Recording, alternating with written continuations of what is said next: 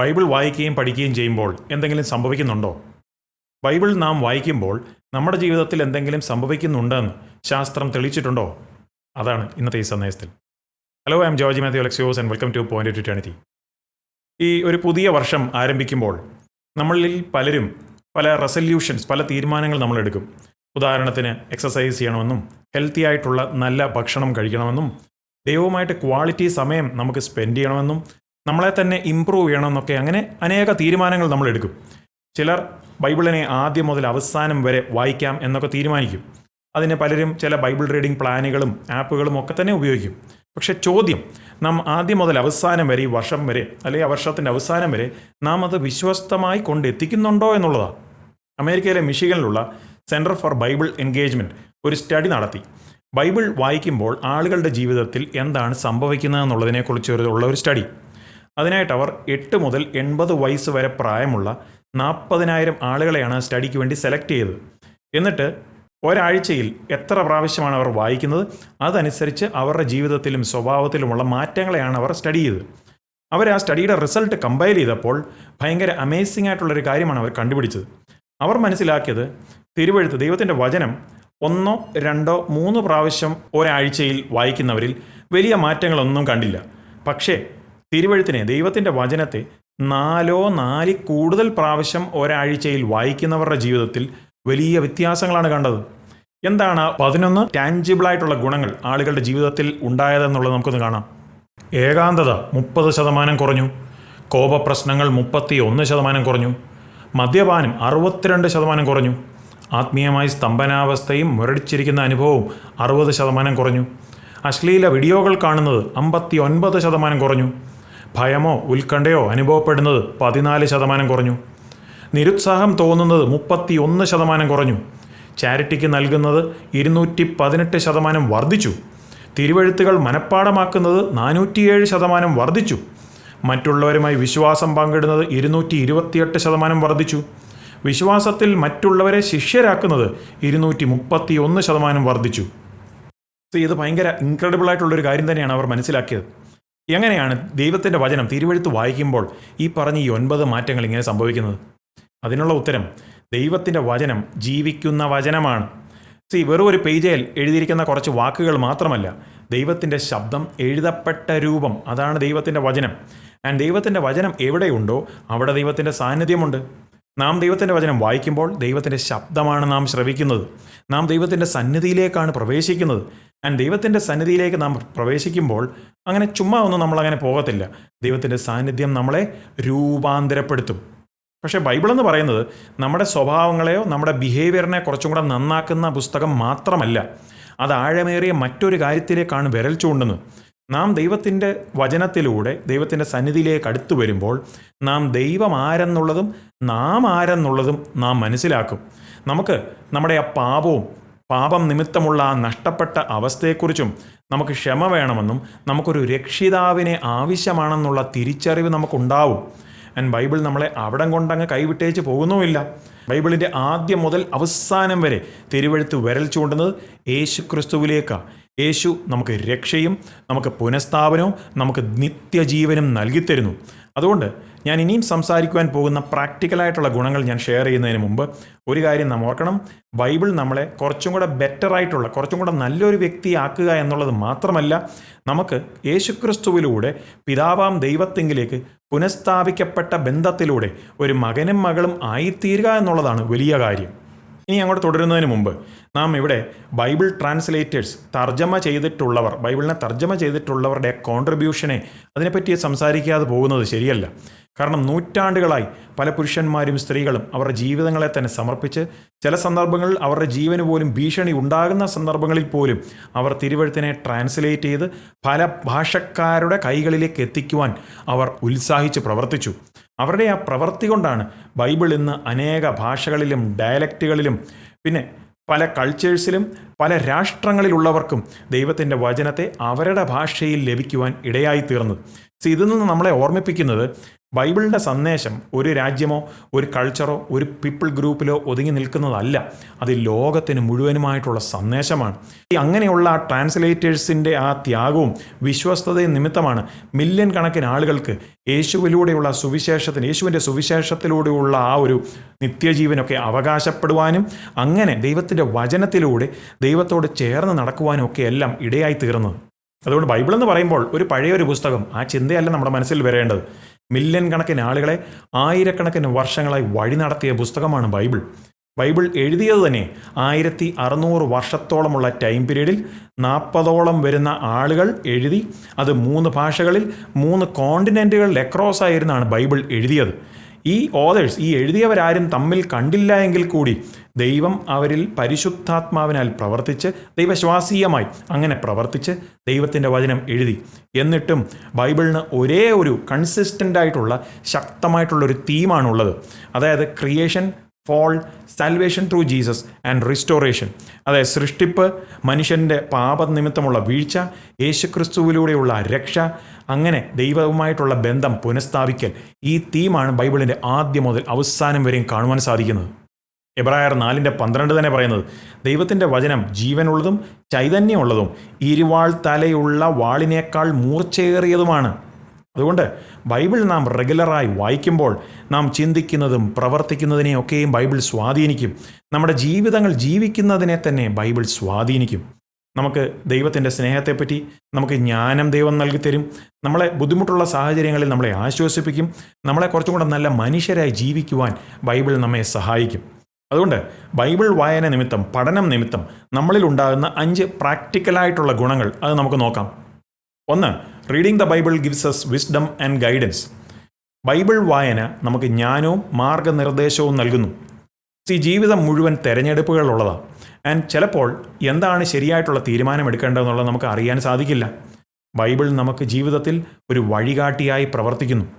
Bible നമ്മളെ കാണിക്കുന്നു എന്താണ് ശരിയും തെറ്റും, എങ്ങനെയാണ് ജ്ഞാനത്തോടുകൂടി ശരിയായിട്ടുള്ളത് തിരഞ്ഞെടുക്കേണ്ടതെന്നുള്ളതും. സങ്കീർത്തനം 119:105 പറയുന്നത്, നിന്റെ വചനം എൻ്റെ കാലിന് ദീപവും എൻ്റെ പാതയ്ക്ക് പ്രകാശവുമാകുന്നു.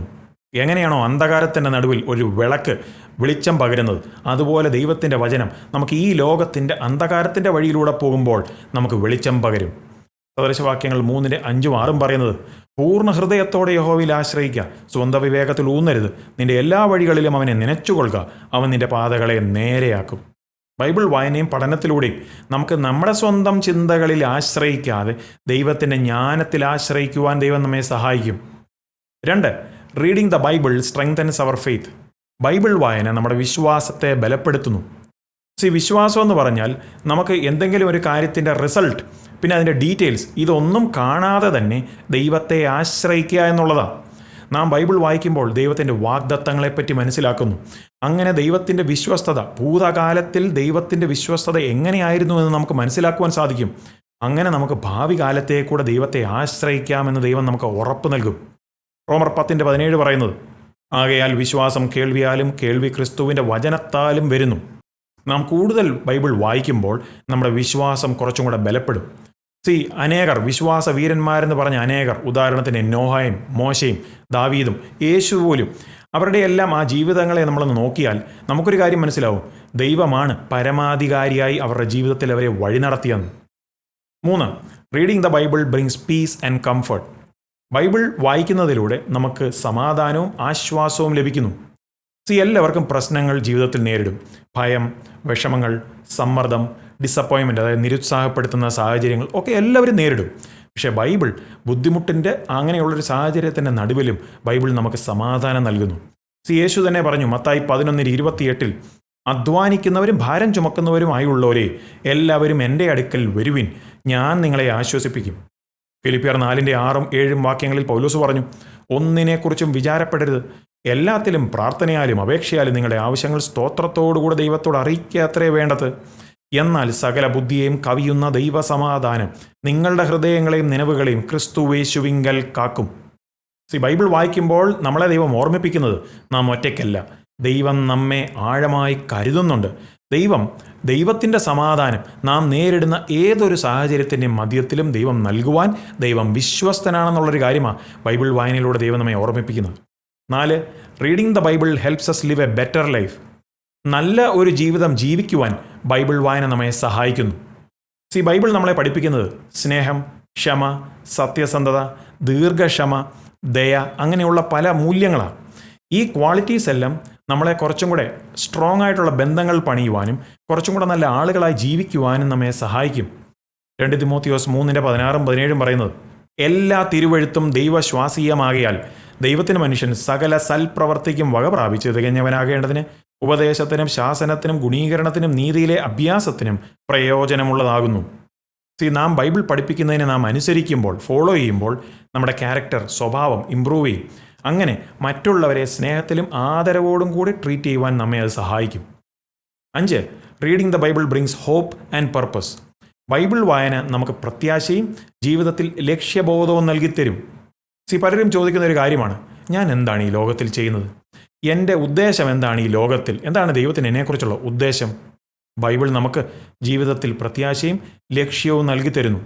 യെരമ്യാവ് 29:11 പറയുന്നത്, നിങ്ങൾ പ്രത്യാശിക്കുന്ന ശുഭഭാവി വരുവാൻ തക്കവണ്ണം ഞാൻ നിങ്ങളെക്കുറിച്ച് നിരൂപിക്കുന്ന നിരൂപണങ്ങൾ അവ തിന്മയ്ക്കല്ല നന്മയ്ക്കത്രയുള്ള നിരൂപണങ്ങളെന്ന് യഹോവയുടെ അരുളപ്പാട്.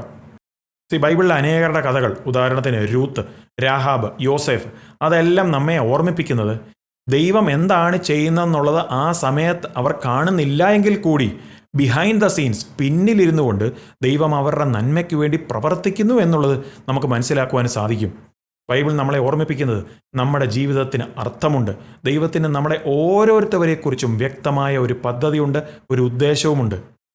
ഈ ഗുണങ്ങളെല്ലാം ഒഴുകി വരുന്നത് മറ്റൊരു വലിയൊരു വസ്തുതയിൽ നിന്നാണ്. ഈ ബൈബിളിൻ്റെ ഹൃദയത്തിൽ കാതലായിട്ടുള്ള കാര്യം എന്താണെന്ന് ചോദിച്ചാൽ കുറേ പ്രിൻസിപ്പിൾസും നിയമങ്ങളും കൽപ്പനകളും എല്ലാം അനുസരിക്കുക എന്നുള്ളതല്ല. ബൈബിളിലെ കാതലായിട്ടുള്ള കാര്യം ഒരു വ്യക്തിയെ അറിയുക. ആ വ്യക്തിയുടെ പേരാണ് യേശുക്രിസ്തു. ബൈബിൾ പറയുന്നത്, പാപം നിമിത്തം നാം ദൈവത്തിൽ നിന്ന് അകന്നുപോയി, പക്ഷെ ദൈവം തൻ്റെ സ്നേഹത്താൽ നമ്മെ പുനഃസ്ഥാപിക്കുവാൻ ഒരു വഴിയൊരുക്കി. ആ വഴിയാണ് യേശുക്രിസ്തു. യേശുവിൻ്റെ മരണ അടക്ക പുനരുത്ഥാനത്തിലൂടെ നമുക്ക് ക്ഷമയും നിത്യജീവനും രക്ഷയും ദൈവം സൗജന്യമായി കണക്കിട്ടിരിക്കുക. അതുകൊണ്ട് ബൈബിൾ വായനയിലൂടെ നമുക്ക് നമ്മുടെ ദൈനംദിന ജീവിതത്തെ ഇമ്പ്രൂവ് ചെയ്യുക എന്നുള്ളത് മാത്രമല്ല, നമുക്ക് യേശു ആരെന്നുള്ളത് തിരിച്ചറിയണം. അങ്ങനെ യേശുവിലൂടെ പിതാവാം ദൈവത്തിങ്കിലേക്ക് ഒരു മകനും മകളും ആയിത്തീരുക എന്നുള്ളതാണ് ബൈബിളിൻ്റെ കാതലായിട്ടുള്ള സന്ദേശം. അതുകൊണ്ട് നമുക്കത് ഇന്നു മുതൽ ഒന്ന് ടെസ്റ്റിനായിട്ടുള്ള രീതിയിൽ ഒന്ന് ഏൽപ്പിച്ചു കൊടുത്താലോ? ഞാൻ ആദ്യം ഷെയർ ചെയ്ത ആ 11 കാര്യങ്ങൾ നിങ്ങൾ ഓർക്കുന്നുണ്ടാവും. അതിലെ ഏതെങ്കിലും 1, 2 അല്ലെങ്കിൽ പല ഏരിയാസിലും നിങ്ങൾ സ്ട്രഗിൾ ചെയ്യുന്നുണ്ടോ? നിങ്ങൾ ബുദ്ധിമുട്ട് അനുഭവിക്കുന്നുണ്ടോ? അങ്ങനെയെങ്കിൽ ഇന്നു മുതൽ നിങ്ങളൊരു കമ്മിറ്റ്മെൻറ്റ്, ഒരു സമർപ്പണം എടുക്കണം. സിസ്റ്റമാറ്റിക്കായിട്ട് ബൈബിൾ വായിക്കുകയും പഠിക്കുകയും ചെയ്യാം. അത് chapter by chapter, book by book, അങ്ങനെ സിസ്റ്റമാറ്റിക്കായിട്ട് പഠിക്കണം. നിങ്ങൾക്കതിന് 1 വർഷത്തിനുള്ളിൽ ബൈബിൾ വായിച്ചു തീർക്കുവാൻ പറ്റുന്ന ഏതെങ്കിലും ബൈബിൾ റീഡിംഗ് പ്ലാനുകൾ ഉപയോഗിക്കാം. അല്ലെങ്കിൽ ഏതെങ്കിലും നല്ല ആപ്പുകൾ നിങ്ങൾക്ക് ഉപയോഗിക്കാം. നിങ്ങൾ അതിനോടൊപ്പം ഒരു ജേണലും ഒരു ഡയറിയും കൂടെ വെക്കണം. ദൈവം നിങ്ങളോട് ഓരോ ദിവസവും എന്താണ് വചനത്തിലൂടെ സംസാരിക്കുന്നതെന്നുള്ളത് നിങ്ങൾ നോട്ട് ചെയ്ത് വെക്കണം. എന്തായാലും നിങ്ങൾ വിശ്വസ്തരായിരിക്കണം, ചിട്ടയുള്ളവരായിരിക്കണം, ഡിസിപ്ലിൻഡായി നിങ്ങൾ അങ്ങനെ തന്നെ തുടരണം.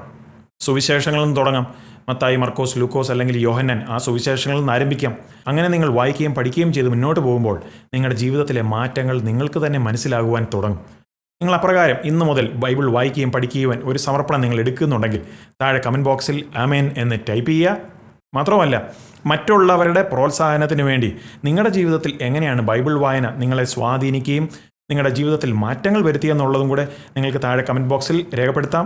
അതുപോലെ തന്നെ നമ്മുടെ കമ്മ്യൂണിറ്റി പോസ്റ്റുകളിൽ ഇനി നിങ്ങൾ അങ്ങോട്ടുള്ള ദിവസങ്ങളിൽ നിങ്ങളെ സഹായിക്കുവാൻ, നിങ്ങളെ ചലഞ്ച് ചെയ്യുവാൻ ചില ചോദ്യങ്ങളായിട്ടുള്ള രീതിയിലൊക്കെയും ചില ബൈബിൾ ക്വസ്റ്റ്യൻസ് ഒക്കെയും ഞങ്ങൾ പ്രിപ്പയർ ചെയ്ത് ഞങ്ങൾ പോസ്റ്റ് ചെയ്യുന്നതായിരിക്കാം. അതുകൊണ്ട് തന്നെ stay tuned, take care and God bless. നിങ്ങൾക്ക് ഈ സന്ദേശം ഒരു അനുഗ്രഹമാകുന്നെങ്കിൽ ലൈക്ക് ചെയ്യാൻ മറക്കരുത്.